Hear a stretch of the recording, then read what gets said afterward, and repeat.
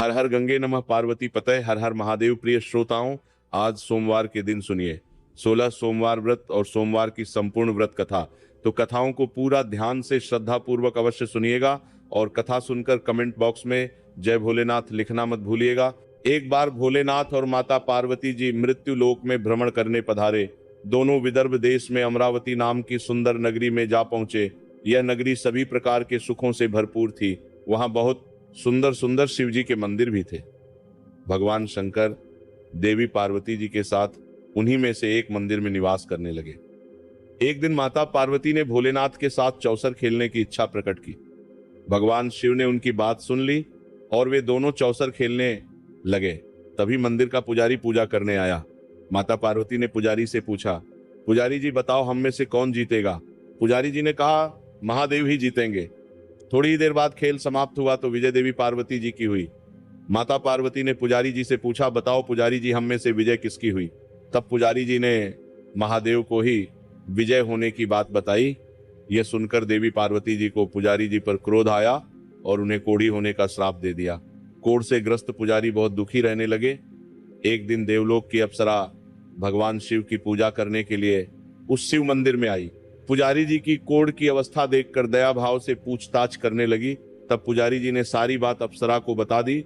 उनमें से एक अप्सरा बोली, आप सभी व्रतों में श्रेष्ठ 16 सोमवार के व्रत करो, इससे शिव जी प्रसन्न होंगे और वे तुम्हारे कष्ट अवश्य दूर करेंगे। पुजारी जी ने इस व्रत की विधि पूछी।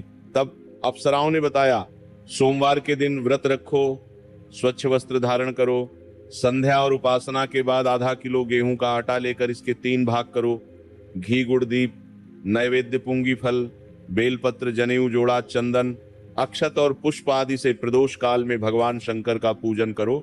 3 भागों में से 1 भाग शिव जी को अर्पण करो, बाकी 2 को शिव जी के प्रसाद के रूप में उपस्थित जन को बांट दो, खुद भी प्रसाद ग्रहण करो।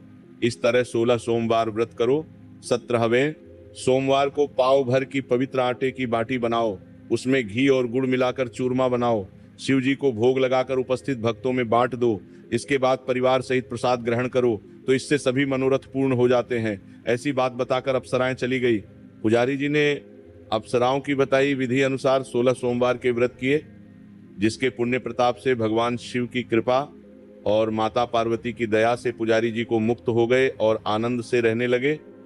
कुछ समय के बाद भगवान शिव और देवी पार्वती जी वापस उसी मंदिर में आए। देवी पार्वती ने पुजारी जी को निरोगी देखकर कारण पूछा, तो पुजारी जी ने 16 सोमवार व्रत की महिमा बताई। पार्वती जी खुद भी 16 सोमवार व्रत रखने के लिए तैयार हो गई और इस व्रत को करने से उनके रूठे हुए पुत्र कार्तिकेय जी देवी पार्वती जी के आज्ञाकारी हो गए। कार्तिकेय जी ने जब माता से पूछा कि माता आपने ऐसा क्या किया जिससे मेरा हृदय परिवर्तन हो गया, तब देवी पार्वती ने 16 सोमवार की कथा उन्हें सुना दी।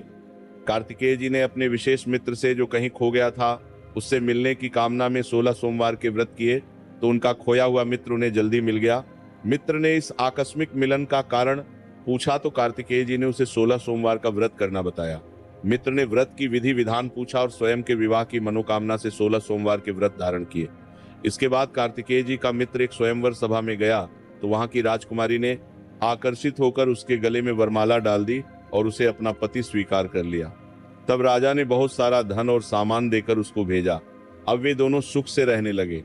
जब 16 सोमवार के व्रत का उसकी पत्नी को पता लगा तो उसने पुत्र प्राप्ति की कामना से 16 सोमवार के व्रत किए। उसके कुछ समय बाद एक अति सुंदर सुशील और बुद्धिमान पुत्र प्राप्त हुआ। जब वह बड़ा हुआ तो उसने अपनी मां से 16 सोमवार के व्रत की गाथा सुनी।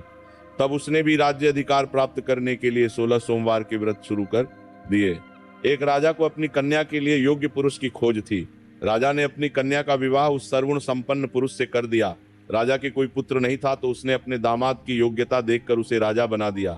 राजा बनने के बाद भी वह 16 सोमवार के व्रत करता। 17वां सोमवार आने पर उसने अपनी पत्नी से शिवजी की पूजा के लिए मंदिर चलने को कहा, तो उसने दासियों से कहकर पूजा की सामग्री तो भिजवा दी लेकिन खुद नहीं गई। अब इधर राजा ने शिवजी की पूजा समाप्त की तो आकाशवाणी हुई, हे राजा अपनी रानी को राजमहल से निकाल दे, नहीं तो सर्वनाश हो जाएगा। राज दरबार में आकर सभासदों से विचार विमर्श किया और सर्वनाश के भय से रानी को राजमहल से निकाल दिया गया। अपने दुर्भाग्य को कोसती हुई रानी नगर से बाहर चली गई। दुखी मन से चलते हुए वह एक गांव में जा पहुंची। वहां पर एक बूढ़ी माई थी जो सूत बेचा करती थी। बूढ़ी माई ने दया करके रानी को अपने साथ सूत बेचने के लिए रख दिया। जब से रानी को साथ रखा, बूढ़ी माई का तो सूत बिकना ही बंद हो गया। बूढ़ी माई ने रानी से वहां से जाने को कह दिया। अब रानी एक तेली के यहाँ काम मांगने गई। उसी समय तेली के मटके चटक गए, सारा तेल बह गया। तेली ने भी उसे वहां से भगा दिया। दुखी होकर रानी एक नदी के पास गई तो नदी का सारा पानी सूख गया। वह एक पेड़ के नीचे बैठी तो पेड़ के सारे पत्ते सूख कर गिर गए। आसपास के लोगों ने जब ये सब कुछ देखा तो उसे पकड़कर मंदिर के पुजारी गोसाई जी के पास ले गए।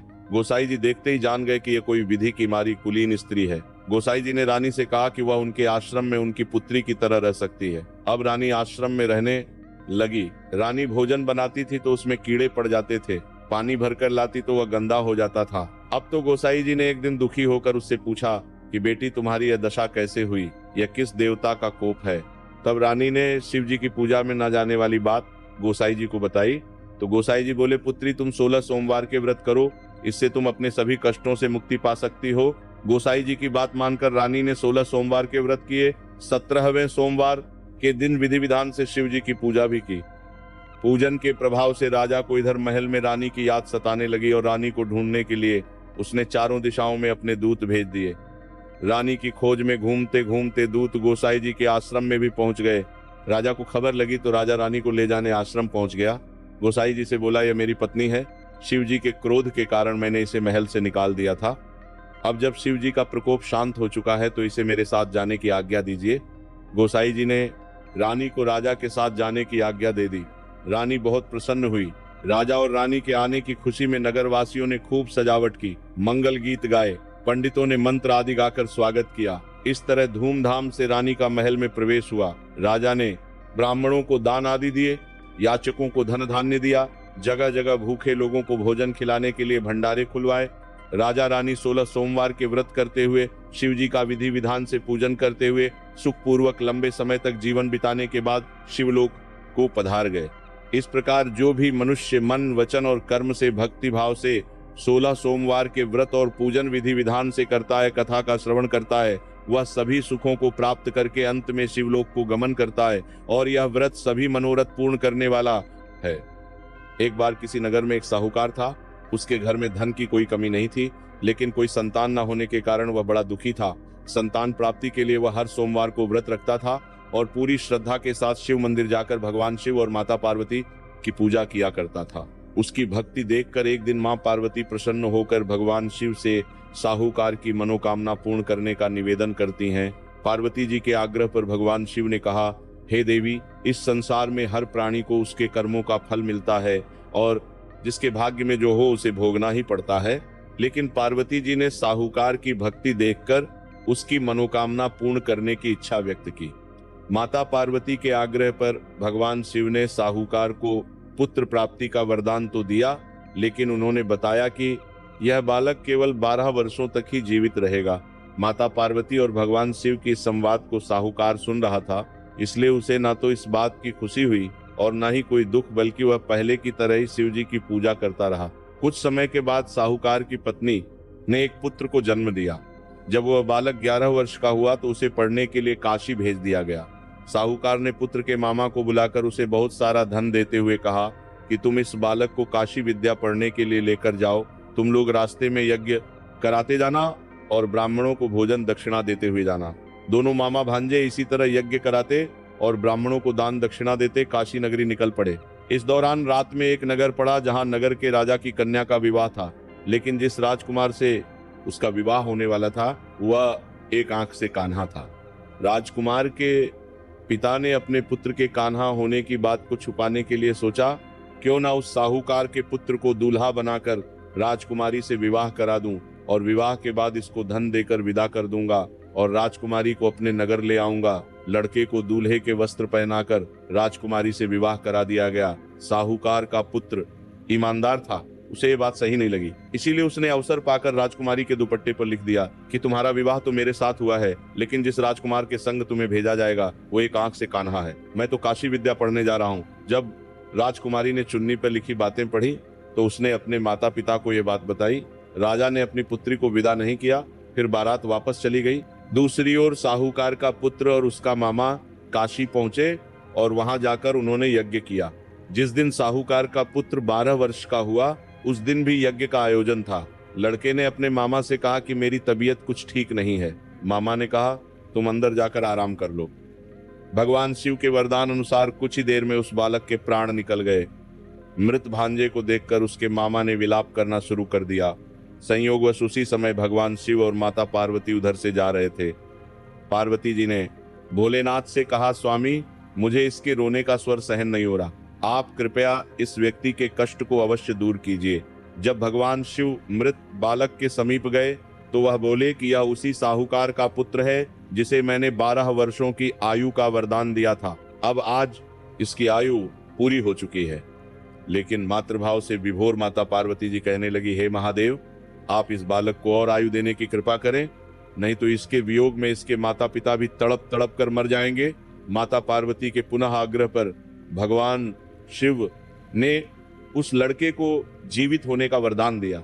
शिव जी की कृपा से वह लड़का जीवित हो गया। शिक्षा पूरी करके लड़का मामा के साथ अपने नगर की ओर वापस चल पड़ा। दोनों चलते हुए उसी नगर में पहुंचे जहां उसका विवाह हुआ था। उस नगर में भी उन्होंने यज्ञ का आयोजन किया। उस लड़के के ससुर ने उसे पहचान लिया और महल में ले जाकर उसकी खूब आओ भगत की और अपनी पुत्री को धूमधाम से विदा कर दिया। इधर साहूकार और उसकी पत्नी भूखे प्यासे रहकर अपने बेटे की प्रतीक्षा कर रहे थे। उन्होंने प्रण कर रखा था कि अगर उन्हें अपने बेटे की मृत्यु का समाचार मिला तो वह भी प्राण त्याग देंगे, परंतु अपने बेटे के जीवित होने का समाचार पाकर वे बेहद प्रसन्न हुए। उसी रात भगवान शिव ने साहूकार के स्वप्न में आकर कहा, हे श्रेष्ठी, मैंने तेरे सोमवार के व्रत करने और व्रत कथा सुनने से प्रसन्न होकर तेरे पुत्र को लंबी आयु प्रदान की है। इसी प्रकार जो कोई सोमवार व्रत करता है या कथा सुनता और पढ़ता है उसके सभी दुख दूर होते हैं। कथा समाप्त। सभी प्रेम से बोलिए भोले शंकर भगवान की जय। अब सुनिए 12 ज्योतिर्लिंगों में से एक सोमेश्वर ज्योतिर्लिंग की कथा। सोमनाथ ज्योतिर्लिंग शिव जी के 12 ज्योतिर्लिंगों में से पहला ज्योतिर्लिंग माना जाता है और यह मंदिर, गर्भगृह, सभा मंडप और नित्य मंडप इन 3 प्रमुख भागों में बंटा हुआ है। इसका 150 फुट ऊंचा शिखर है। इसके शिखर पर स्थित कलश का भार लगभग 10 टन है और इसकी ध्वजा 27 फुट ऊंची है। इसके अबाधित समुद्री मार्ग त्रिष्टाम्ब के विषय में ऐसी मान्यता है कि यह समुद्री मार्ग परोक्ष रूप से दक्षिणी ध्रुव में समाप्त होता है और यह हमारे प्राचीन ज्ञान और सूझबूझ का अद्भुत साक्ष्य माना जाता है। इस मंदिर का पुनर्निर्माण महारानी अहिल्याबाई जी ने करवाया था। शिव पुराण के अनुसार 12 ज्योतिर्लिंगों में सोमनाथ जी की गणना प्रथम मानी जाती है। इनके आविर्भाव का प्रकरण प्रजापति दक्ष और चंद्रदेव के साथ जुड़ा है। जब प्रजापति दक्ष ने अपनी अश्विनी आदि सभी 27 पुत्रियों का विवाह चंद्रदेव के साथ कर दिया तो वे बड़े प्रसन्न हुए पत्नी के रूप में। दक्ष कन्याओं को प्राप्त कर चंद्रमा बहुत सुशोभित हुए और दक्ष कन्याएं भी अपने स्वामी के रूप में चंद्रमा को प्राप्त कर शोभायमान हो उठी। चंद्रमा की उन 27 पत्नियों में रोहिणी उन्हें सबसे अधिक प्रिय थी। उनका इतना प्रेम अन्य पत्नियों से नहीं था। चंद्रमा की उदासीनता और अन्य पत्नियों की उपेक्षा को देखकर रोहिणी की अपेक्षा शेष स्त्रियां बहुत दुखी हुई।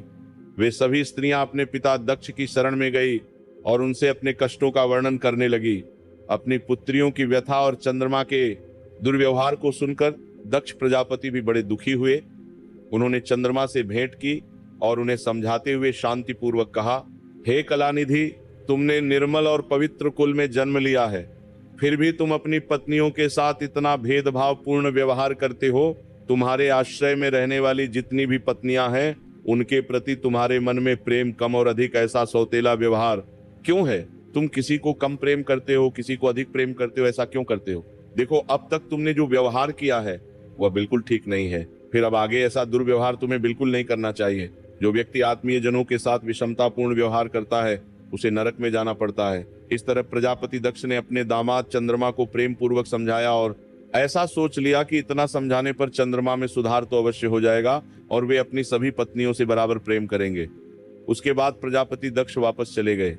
शिव महापुराण के कोटि रुद्र संहिता के 14वें अध्याय में लिखा है, विमले चकुले त्वं है समुत्पन्न कलानिधि आश्रितेषु च सर्वेषु न्यनाधिक्यम कथम तव कृतम चैत कृतम तच्च न कर्तव्यम त्वया पुनः वर्तनम विषम त्वेन नरक प्रद्मितम। प्रबल प्रभावी के कारण विवश चंद्रमा ने अपने ससुर प्रजापति दक्ष की बात नहीं मानी।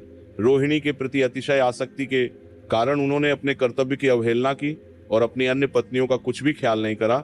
और उन सभी से वे उदासीन रहे। दोबारा यही समाचार प्राप्त कर प्रजापति दक्ष बड़े दुखी हुए कि चंद्रमा अब भी नहीं सुधरे। वे फिर से चंद्रमा के पास आकर उन्हें उत्तम नीति के द्वारा समझाने लगे। दक्ष प्रजापति ने चंद्रमा से न्यायोचित बर्ताव करने की बार बार प्रार्थना की। बार बार आग्रह करने पर भी चंद्रमा ने अवहेलना पूर्वक जब दक्ष प्रजापति की बात नहीं मानी, तब क्रोध में आकर प्रजापति ने उन्हें श्राप दे दिया।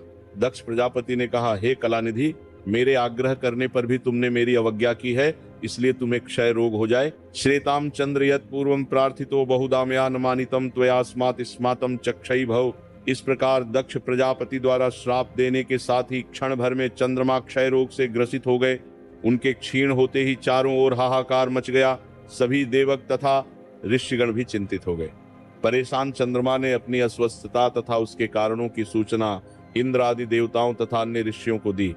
उसके बाद उनकी सहायता के लिए इंद्र आदि देवता तथा वशिष्ठ आदि ऋषिगण श्री ब्रह्मा जी की शरण में गए। ब्रह्मा जी ने उनसे कहा कि जो घटना हो गई है उसे तो भुगतना ही है, क्योंकि दक्ष प्रजापति के निश्चय को पलटाया नहीं जा सकता। इसके बाद ब्रह्मा जी ने उन देवताओं को एक उत्तम उपाय बतलाया। ब्रह्मा जी ने कहा कि चंद्रमा देवताओं के साथ कल्याणकारक शुभ प्रवास क्षेत्र में चले जाएं।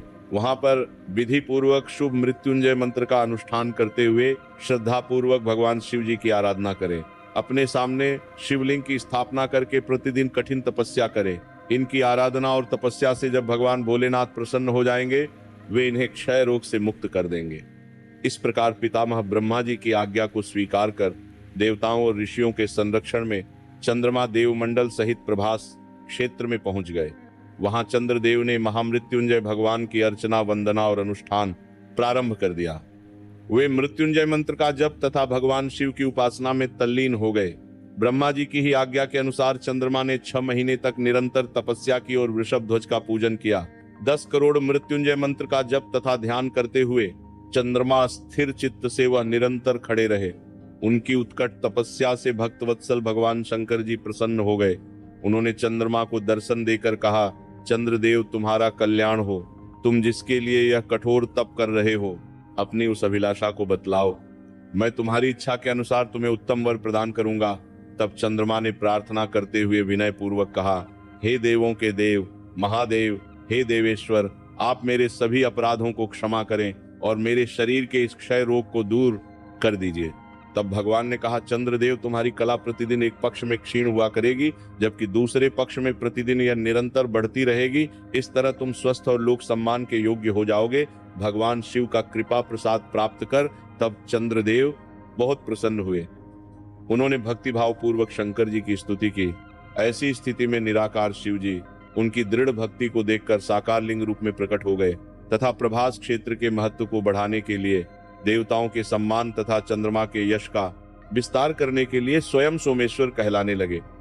चंद्रमा के नाम पर सोमनाथ बने भगवान शिव संसार भर में सोमनाथ के नाम से प्रसिद्ध हुए। सोमनाथ भगवान की पूजा और उपासना करने से उपासक भक्त के क्षय तथा कोढ़ आदि रोग सर्वथा नष्ट हो जाते हैं और वह स्वस्थ हो जाता है। यशस्वी चंद्रमा के कारण ही सोमेश्वर भगवान शिव इस भूतल को परम पवित्र करते हुए प्रभास क्षेत्र में विराजते हैं। उस प्रभास क्षेत्र में सभी देवताओं ने मिलकर एक सोम कुंड की भी स्थापना की है। ऐसा विश्वास किया जाता है कि इस कुंड में शिव जी तथा ब्रह्मा जी का सदा निवास रहता है। इस पृथ्वी पर यह चंद्रकुंड मनुष्यों के पाप नाश करने वाले के रूप में प्रसिद्ध है और इसे पाप नाशक तीर्थ भी कहते हैं। जो मनुष्य सच्चे मन और श्रद्धा से इस चंद्रकुंड में स्नान करता है, वह सभी प्रकार के पापों से मुक्त हो जाता है। और इस कुंड में बिना नागा किए लगातार 6 मास तक स्नान करने से क्षय आदि दुह साध्य और असाध्य रोग भी नष्ट हो सकते हैं। मनुष्य जिस भी किसी भावना या इच्छा से इस परम पवित्र और उत्तम तीर्थ का सच्ची मन और श्रद्धा से सेवन करता है, तो वह बिना संशय ही उसे प्राप्त कर लेता है। शिव महापुराण की कोटि रुद्र संहिता के 14वें अध्याय में इस प्रकार वर्णित है, चंद्रकुंडम प्रसिद्धम च पृथिव्याम पापनाशनम तत्र स्नाति नरो यः सह सर्वे पापे प्रमुच्यते रोग। सर्वेक्षाध्यायासरासाध्याय भवति वेति सर्वे चक्षयम याति षड्मासम। स्नान मात्रता प्रभासम च परिक्रम्यम पृथ्वी क्रम संभवम फलम प्राप्त शुद्धत्मामृत स्वर्ग माते। सोमलिंगम नरो दृष्टा सर्व पाप प्रमुचते लब्धवाम फलम मनोभष्टम मृत स्वर्गम समीहते। इस प्रकार सोमनाथ के नाम से प्रसिद्ध भगवान शिव देवताओं की प्रार्थना पर लोक कल्याण करने हेतु प्रभास क्षेत्र में सदैव सदैव के लिए विराजमान हो गए। इस प्रकार शिव महापुराण में सोमेश्वर महालदेव अथवा सोमनाथ ज्योतिर्लिंग की उत्पत्ति का वर्णन है। कथा समाप्त। सभी प्रेम से बोलिए भोले शंकर भगवान की जय। हर हर महादेव। श्री शिवाय नमस्तुभ्यम। नमः पार्वती पतये। हर हर महादेव।